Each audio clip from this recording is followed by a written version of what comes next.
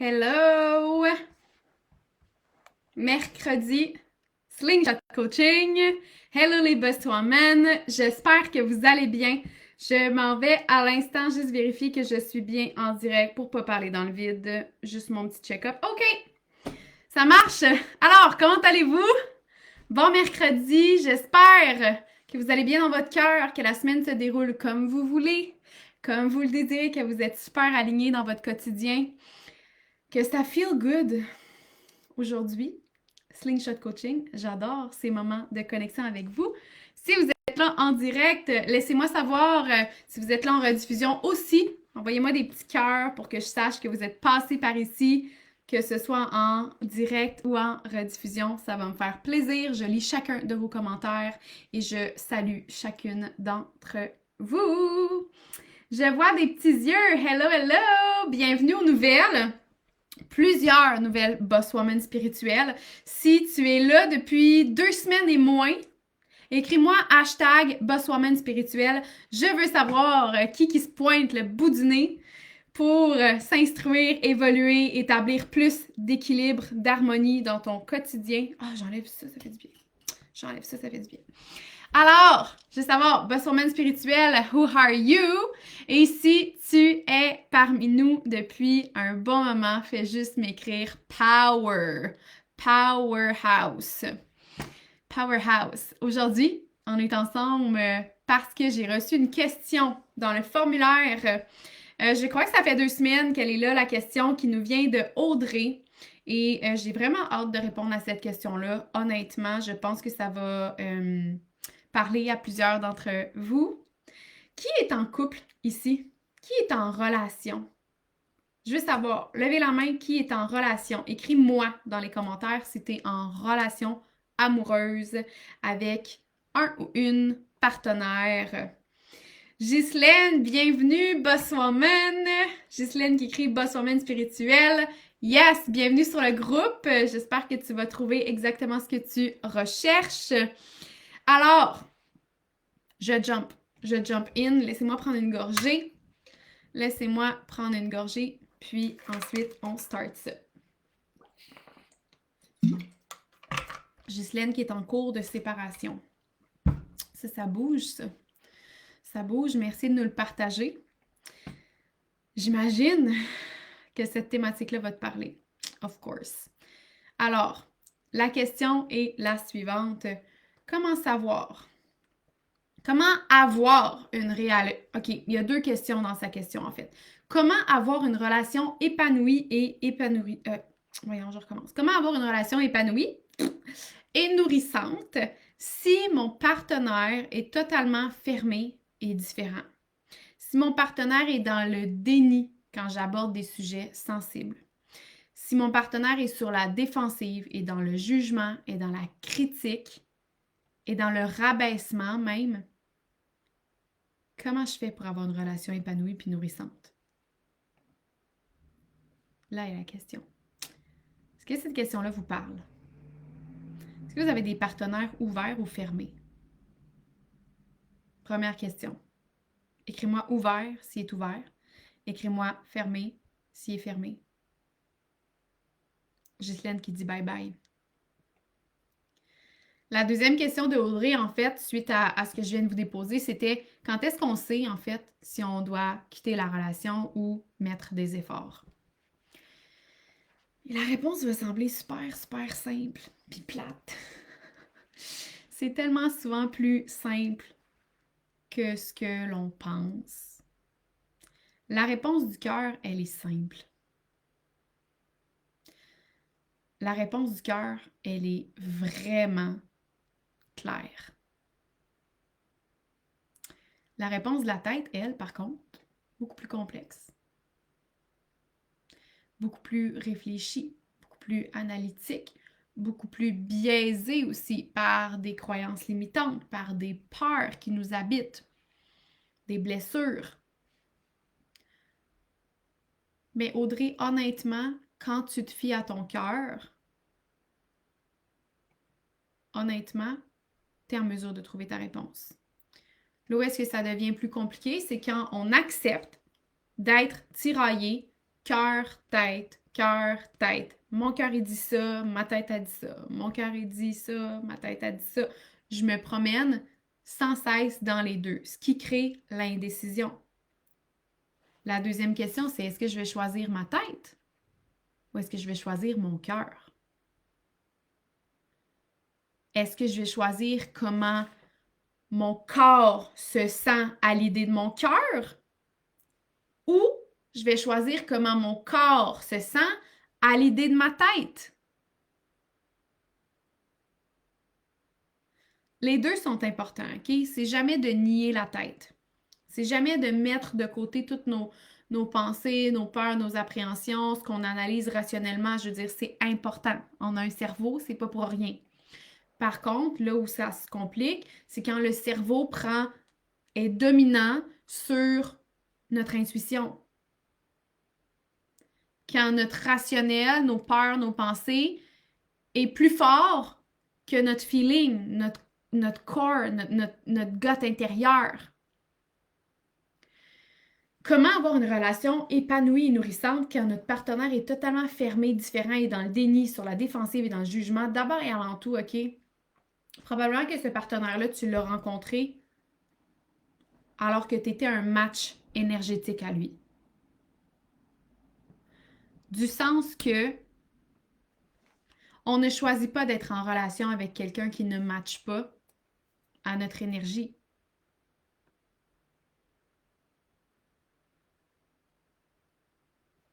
On se match, écoutez ce que je vais dire, OK? Puis ça m'avait choqué quand j'avais entendu ma formatrice me dire ça. On choisit une relation, on choisit une personne pour être en relation à la hauteur de nos difficultés qu'on porte. La personne que tu as choisie, au moment où tu l'as choisie, était autant en difficulté que toi. Probablement pas les mêmes difficultés, mais des difficultés complémentaires. Et là où est-ce que ça se corse? C'est quand on fait face à la réalité, qu'on laisse la passion de côté, là, quand la passion s'estompe, on fait face aux faits, on fait face à la vie, la lune de miel s'estompe et on tombe dans l'illusion, tombe en fait, le voile de l'illusion tombe et on tombe face à la réalité, c'est-à-dire l'adaptation dans le quotidien et la communication, mes désirs, tes désirs, le partage de nos réalités ensemble. Et là, c'est là que ça se complique si on n'est pas en mesure de s'adapter un à l'autre. Puis probablement qu'en choisissant le chemin de la guérison, du développement personnel, de la conscience, ça va probablement créer des clashs entre vous, Audrey. Ça crée une différence. Vous vous êtes rencontrés, puis ça, c'est exactement le live qu'on a fait la semaine dernière ou il y a 2 semaines. Vous vous êtes rencontrés dans 2 identités distinctes, mais qui fitaient à ce moment-là. Et toi, peut-être que tu t'es transformé, puis que lui, ben, l'identité, ça ne fit plus. Et non seulement ça ne fit plus, mais en plus, tu n'aimes pas ça. Tu vois que ça te freine et tu ne veux pas retourner là. Tu veux rester là, puis tu veux qu'il vienne te rejoindre. Mais si lui, il ne veut pas, si lui, il est borné, il tape du pied, il veut rester dans sa réalité, il veut rester dans ses mécanismes de défense, il n'y a personne qui peut forcer personne à changer. Le seul pouvoir que toi, tu as sur la situation, c'est toi. Comment tu vas répondre à ces mécanismes de défense? Comment tu vas choisir de l'aimer malgré ces mécanismes de défense? C'est possible. Tu l'as choisi pour certaines raisons. Si tu n'es pas en mesure de te remémorer pourquoi tu l'as choisi ou que tu es en mesure de te remémorer pourquoi tu l'as choisi puis qu'aujourd'hui, c'est plus suffisant pour rester en couple avec cette personne-là, à ce moment-là, c'est de quitter. C'est que de se rappeler, les filles, que l'amour, c'est pas suffisant pour être en couple. Puis ça, je le dis souvent, là, vous m'entendez souvent probablement le dire. L'amour n'est pas une raison suffisante pour partager sa vie avec quelqu'un. Il faut que cette personne-là nous convienne. Il faut qu'on soit capable de s'adapter ensemble. Si ça ne fonctionne pas, on va passer notre vie séparée ou en conflit. On va passer notre vie où est-ce que nos 2 cœurs ne sont pas réellement unis. Est-ce que c'est réellement ce que tu veux, tu sais? Puis ta deuxième question, c'est plutôt, ta deuxième question que tu m'as nommée, c'est quand est-ce qu'on sait si on doit quitter cette relation-là ou mettre des efforts encore? Parce que j'imagine que tu as déjà essayé là, de, de l'emmener avec toi dans cette ouverture-là ou dans tes désirs ou dans tes besoins. Je sais pas comment ça s'est communiqué, je sais pas comment ça s'est passé. Des fois, on pense qu'on essaye. En fait, on essaye, mais on n'essaye pas de la bonne façon. Fait que c'est d'aller voir de la façon que toi, tu as essayé, de la façon que toi, tu as mis des efforts. Est-ce que tu penses que c'était réellement le maximum que tu pouvais donner selon ta capacité? Après ça, il y a deux angles. Est-ce que j'ai envie d'aller développer? Peut-être, potentiellement, on ne le sait pas.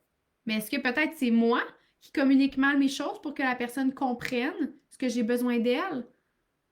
Parce qu'au bout du compte, dans une relation, le but, c'est pas de changer la personne pour changer la personne puis l'emmener dans notre monde de développement personnel, de spiritualité puis de conscience. Non. Le but, c'est que la personne s'adapte à qui on est.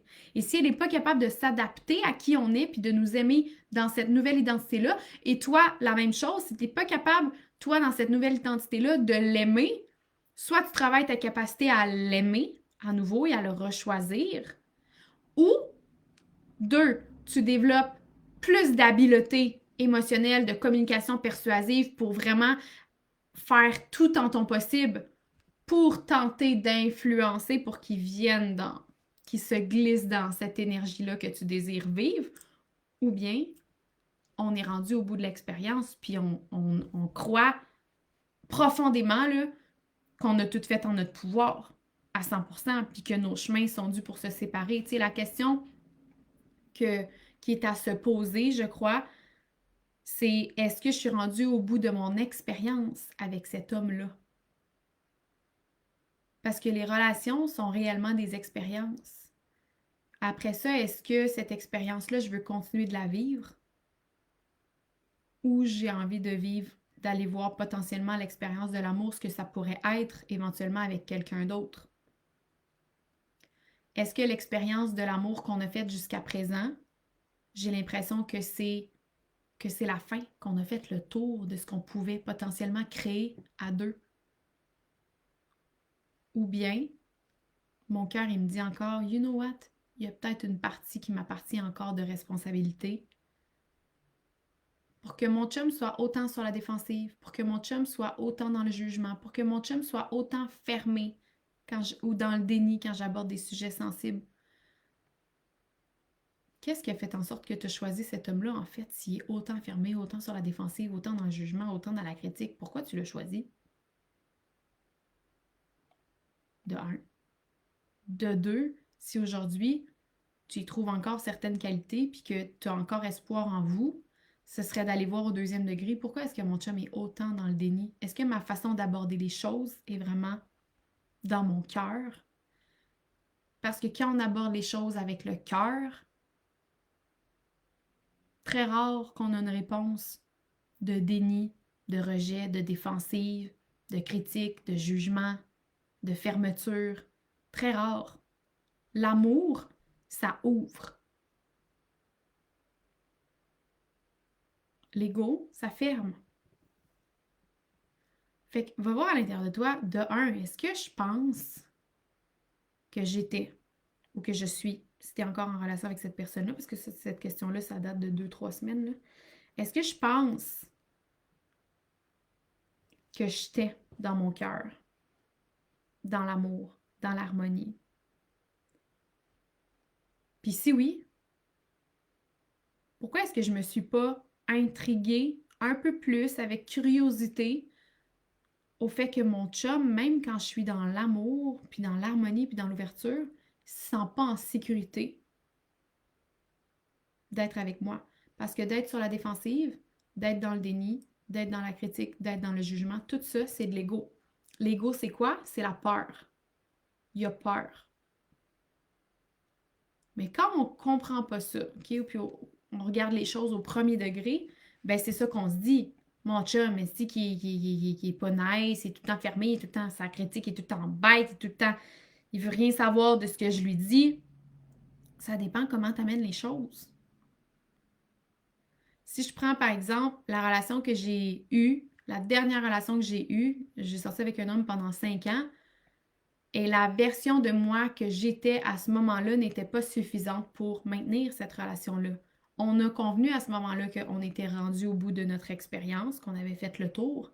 Mais la réalité, c'est qu'aujourd'hui, avec le regard que j'ai sur l'amour, les habiletés que j'ai développées, la conviction en moi, ma capacité de communication, mon énergie féminine aurait tout changé dans cette relation-là. J'aurais été plus persuasive. J'aurais été plus ouverte, plus dans l'amour, plus vraie, plus authentique. Et justement, je ne l'aurais pas senti, comme tu dis, fermé, différent, dans le déni, dans le jugement, dans la critique. On a une part de responsabilité. Les filles, tu sais, les relations toxiques, là, arrêtez de mettre ça sur le dos des hommes, là, uniquement. Là. Vous êtes responsable de ce que vous continuez d'entretenir. Et vous êtes même responsable de qui vous choisissez comme partenaire de vie. Donc, si ça ne te convient pas, tu as deux choix. Soit tu restes, tu travailles sur toi, puis il travaille sur lui, puis vous travaillez en harmonie dans une direction où est-ce qu'on veut une relation harmonieuse, ou tu te dis, non, ça ne me convient pas, pas en tout, je sens que c'est malsain et je quitte. Dans les deux cas, la réponse est bonne. Dans les deux cas, la réponse, elle est absolument bonne.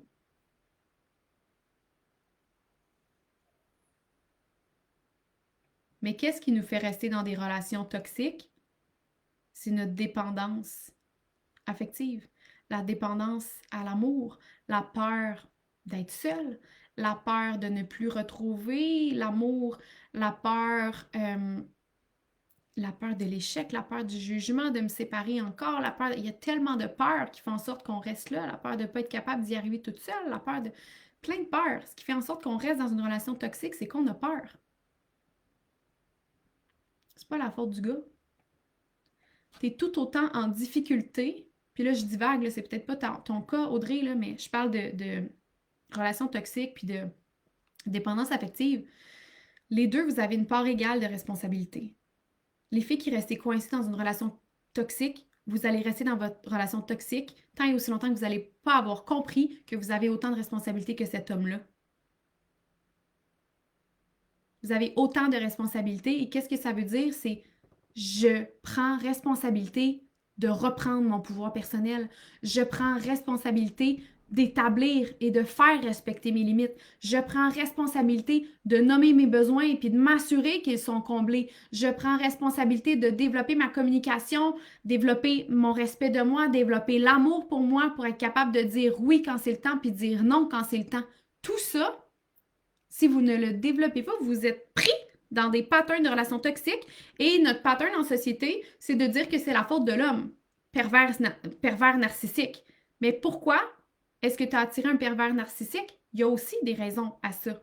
Pourquoi est-ce que tu restes dans cette relation-là? Il y a aussi des raisons à ça. Je m'excuse, c'est arch comme vérité, là, ce que je vous dis, mais c'est la réalité. Et tant et aussi longtemps que vous n'accepterez pas de voir les choses de cette façon-là et que vous avez une part de responsabilité là-dedans, il n'y a rien qui va changer. Et de fuir, puis de changer de relation comme ça, sans avoir compris votre pattern, n'est pas non plus la solution. Du sens que oui, fermer la relation, mais si tu n'as pas compris ce qui ne fonctionnait pas dans cette ancienne relation-là, je te jure, ça va se reproduire dans une prochaine, de façon encore plus insidieuse, de façon encore plus même subtile, douloureuse, parce que tu n'auras pas été à la source. T'ouvrir à qui tu es réellement, puis à ce que tu veux réellement, puis à ce que tu mérites réellement, puis aller solidifier ton corps pour y croire profondément que c'est possible pour toi. Je m'éloigne, mais j'avais vraiment, c'est mon intuition, j'avais besoin de partager cette pépite-là. Ça répond pas nécessairement exactement à Audrey, mais pour Audrey, quand est-ce qu'on sait qu'on doit quitter cette relation-là ou mettre les efforts?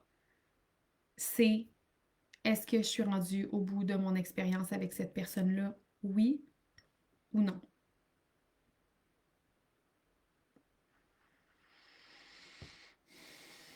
Puis on peut pas changer le passé. On prend une décision.